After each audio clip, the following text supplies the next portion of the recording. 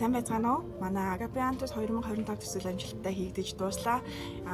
Бидний энэ удаагийн төсөл маань 6 сарын 4-өөс 6-ны хооронд үзлэг, зөвлөгөө, мессаж лимжлэгээр үргэлжилсэн.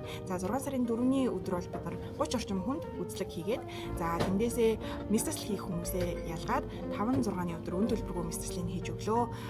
Мессажлийн өвчтнүүдийн хувьд бол төрөлхийн дараах сорвны таталтал. За дээрэс нь төрөлхийн зохины унжилт, мессажлийн дараа болон гэмтлийн дараа нүүр саажсан хүмүүст зохины унжилтыг нь засах. За мөн олон дахин хавсарсан гэмтэлтэй хамрын морио засах, амьсгал сэргээх. За тэгээд нэмээд уруулын нүүрэн дээр байгаа том сорвнуудыг янзлах ийм хагалгаануудыг амжилттай хийж дуусаад байна. Мэдээж хагалгаа маань дууссан ч гэсэн арын үзлэг зөвлөгөө нь бол Agape Erasting эмнэлэг дээр үргэлжлээд явагдана. За тэгээд энэ төсөлд мөн дараагийн жилүүдэд илүү олон хүмүүс хамрагдаасай гэж бас эмчийнхаа зүгээс хүсэж байна. Баярлалаа.